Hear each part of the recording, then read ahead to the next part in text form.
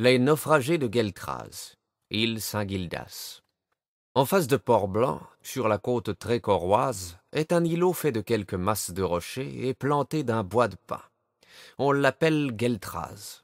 Il est habité par un fermier et sa famille, qui vivent plus encore du goémon qu'ils ramassent que des pommes de terre qu'ils récoltent. La meilleure aubaine, ce sont les épaves que la mer leur jette quelquefois, car ces parages sont hérissés d'écueils.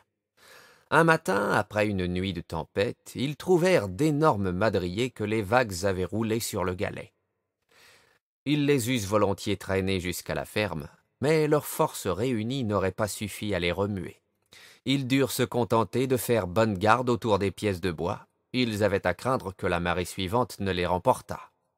Ils restèrent là toute l'après-midi. La nuit tomba qu'ils y étaient encore. Pour se réchauffer, ils avaient allumé un grand feu sur la plage.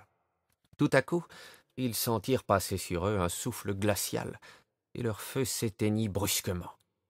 En même temps, dans l'ombre, ils virent venir à eux 5 matelots qui semblaient sortir de la mer, car leur ciré était ruisselant.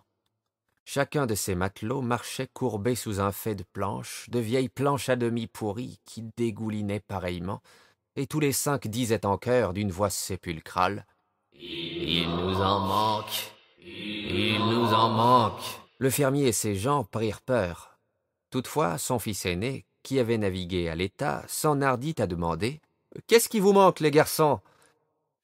Mais il n'eut pas plus tôt parlé qu'il tomba à la renverse sans que personne l'eût touché, et des coups invisibles se mirent à pleuvoir drus comme grêle sur lui et sur ses compagnons. Ils se jetèrent tous la face contre terre, en hurlant de douleur et d'épouvante.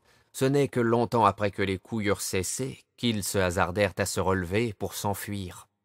Ils virent alors que la mer battait son plein et que les madriers flottaient déjà à quelque distance du rivage. Quant aux 5 matelots, ils avaient disparu. Mais on entendait leurs voix qui chantaient en s'éloignant. Ce qu'ils chantaient et en quelle langue, on aurait su le dire, quoique le fils aîné du fermier prétendit que c'était de l'espagnol.